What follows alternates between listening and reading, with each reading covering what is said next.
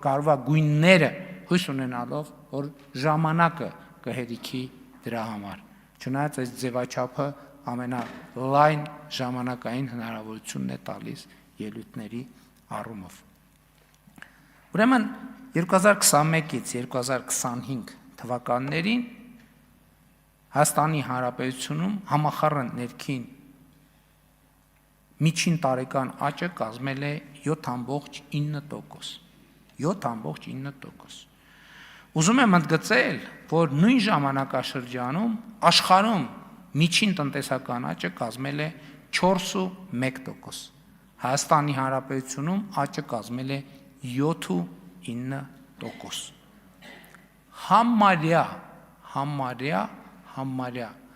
Համարյա կրկնակի ավել։ ԵԱՏՄ-ում նույն ժամանակաշրջանում միջին տնտեսական աճը կազմել է 3.1%, Հայաստանի Հանրապետությունում 7.9%։ Էս էլ համարյա կրկնակի ավել։ Այսինքն այնտեղ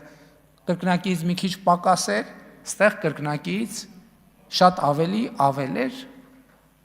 Եկեք, որ շատ թվաբանության մեջ չմտնենք, երկու տեղն էլ կրկնակի ավել, համարյա։ 2025 թվականին պետական բյուջեի եկամուտները 2017 թվականի ցուցանիշը ինչից ավել են 2.3 անգամ, կամ 1 տրիլիոն 648 միլիարդ դրամով, կամ 4.3 միլիարդ դոլարով, 4.3 միլիարդ։ Էս էլ են թեմայի շարունակությունն է, բա գողացվածը հետ բերել եւ այլն, շարունակության մի մասն է, այս մյուս մասերն է կանդրադառնան, բայց 4.3 միլիարդ դոլարը որտեղից հայտնվեց։ Հայտնվեց այդ բոլոր գողանալու սողանցքները սենց հատիկ համբերատար փակելու առումով։ Կապիտալ ծախսերը 2017 թվականի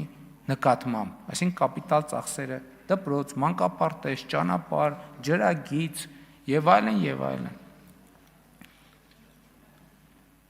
2.9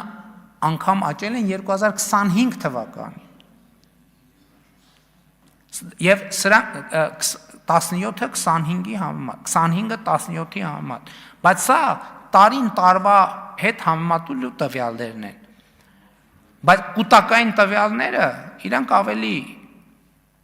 են, այսինքն մենք վերցնում ենք մի տարի և վերցնում ենք հեղափոխության նախորդող մի տարի։ Հիմա երբ որ ժամանակաշրջաններն ենք վերցնում, այդտեղ պատկերը էականորեն ավելի տպավորիչ է։ 2017 թվականի համեմատ իրական հնա աճը 2025 թվականի արդյունքներով կազմել է 53.9%։ Դուք պատկերացնում եք 17 թվականի անցնելով կովիդի եւ պատերազմի միջոցով մենք սա իրական հնա, սա անվանականը չի, որովհետեւ անվանականը կրկնապատիկ եւ ավել է 53%-ով մենք մեր երկրի տնտեսությունը մեծացրել ենք։ Իմիջիայլոց նույն ժամանակաշրջանում աշխարհում միջին տնտեսական աճը 2016-ից 25 թվականներին կազմել է 3%, Հայաստանում 5.8%։ Այսինքն սա էլ մի ցուցանիշ է, որը հիշարժան է։ Նույն ժամանակաշրջանում ԵԱՏՄ-ում 2018-ից 25 թվականներին տնտեսական աճը կազմել է 2.3%, Հայաստանում 5.8%, ավելի քան կրկնակի։ Նույն ժամանակաշրջանում մենք Հայաստանում ստեղծել ենք 288,000 աշխատատեղ։ Պատկերացնում եք 288,000 աշխատատեղ։ Ընդ որում, սա ոչ թե այն վիճակագրությունն է, որ կարող են ասել դե թիվը ասել են էլի, այս որ անհրաժեշտություն լինի, այս 288,000 թիվը մենք կարող ենք անհատականացնել անուն ազգանուններով։ Ովքեր են 288,000 մարդիկ, որովհետև սա մի թիվ է, որը արտահայտում է այն աշխատատեղեր, որը գրանցված են եղել, աշխատավարձ են ստացել, եկամտային հարկ են վճարել եւ այդպես շարունակ։ Այսինքն սա թիվ է, որի ամեն միավորի ներքո կա կոնկրետ անուն ազգանուն։ Ընդ որում միջին ամսական եկամուտը 2017 թվականի համեմատ աճել է 87%-ով։ Համախառն գնաճը նույն ժամանակաշրջանում կազմել է 29%։ Եվ նաև էսա պատճառը, որ մենք ասում ենք, եւ այս թվերը ցույց են տալիս աներկբա, որ 2018 թվականի համեմատ աշխատող մարդիկ առնվազն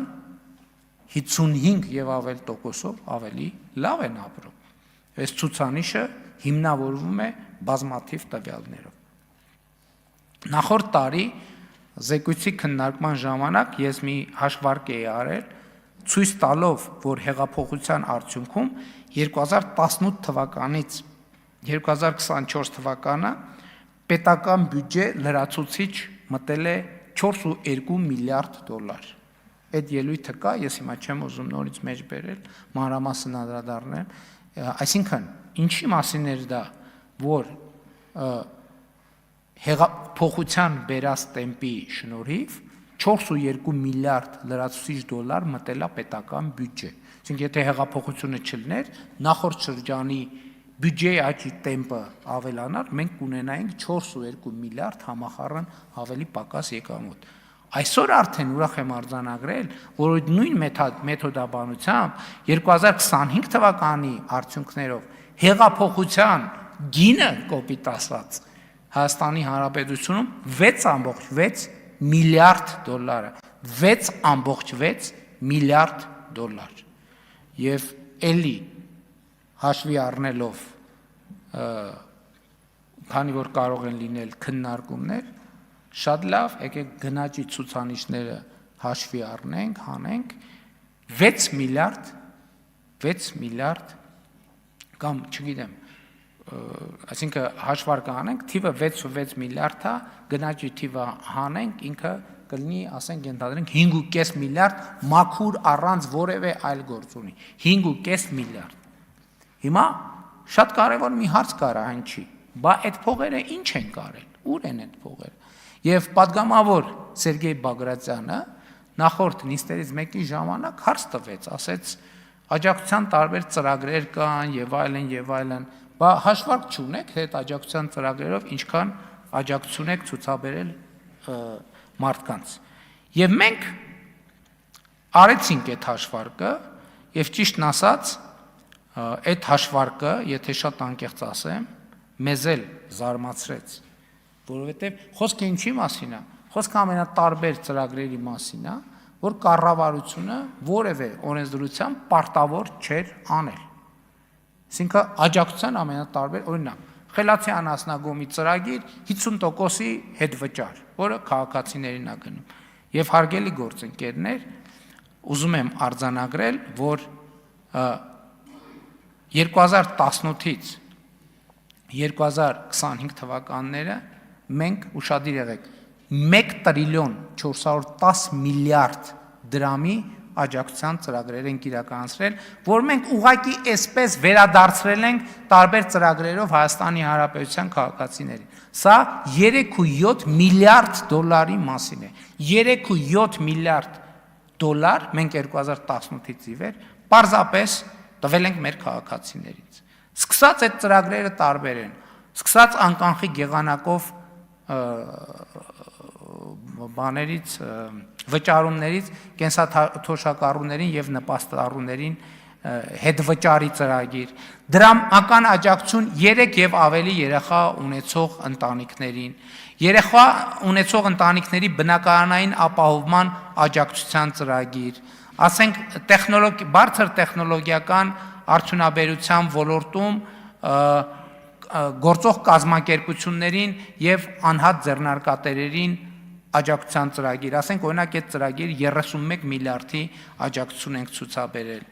Գյուղատնտեսական տեխնիկայի լիզինգի աջակցության ծրագիր 4.5 միլիարդ դրամ, ագրոպարենային ոլորտի սարքավորումների լիզինգի աջակցության ծրագիր 14.4 միլիարդ դրամ,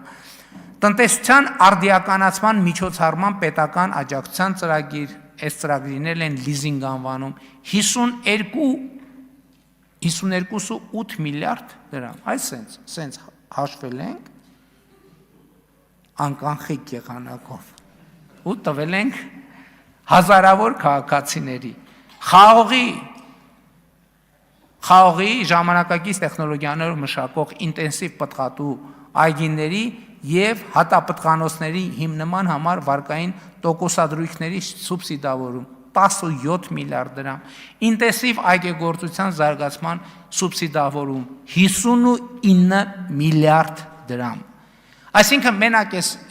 երկու ծրագրով, որ նշեցի, 100 միլիարդ մենակ մենք դրել ենք գյուղատնտեսության մեջ ու տվել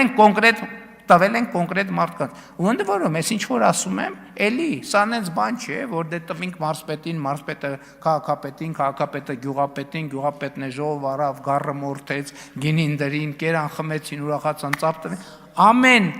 դրամի տակ անուն ազգանուն կա։ Այս ամեն դրամը հետագծելի է, որ այս 50 միլիարդից ուզենանք իմանան ով ինչքան է ստացել, հետագծելի է։ Այս շատ կարևոր հանգամանք է։ Գյուղատնտեսական հումքի մթերումներին տրամադրվող վարկերի տոկոսադրույքների սուբսիդավորման ծրագիր, այս էլ այն ծրագիրն է, որի արդյունքներով մենք չենք տեսնում, որ գյուղացիները ասում են, չի մթերվում գինը եւ այլն, եւ այլն, գինը միշտ էլ ասում են, բոլորն էլ ուզում են ավելի թանկ վաճառեն։ 18.7 միլիարդ դրամ պետական աջակցություն բնակարանների եւ անհատական բնակելի տների էներգոարդյունավետ վերանորոգման աշխատանքի իրականացում։ Մենք 13.3 միլիարդ Հայաստանի Հանրապետության քաղաքացիներին փող ենք տվել, որ իրանք իրանց տները նորոգեն, հարգելի գործընկերներ։ Աշխարհի որ երկրի, որ կառավարությունն է քաղաքացուն փող տալիս, որ մարդը իր տունը ռեմոնտ անի, հասկանում եք։ Բա սրա համար ենք հեղափոխություն արել, այո, սրա համար ենք հեղափոխություն արել, սրա համար ենք, այդ թվում սրա համար, հիպոթեկային վարկի վճարած տոկոսների գումարների վերադարձ, տասնյակ հազարավոր քաղաքացիներ այս ծրագրի շնորհիվ տան տերա դարձել, 327.4 միլիարդ դրամ, 327.4 միլիարդ դրամ, այս սենց հաշվել ենք, սենց ենք հաշվել, ու տվել ենք կոնկրետ 327.4 միլիարդ դրամ։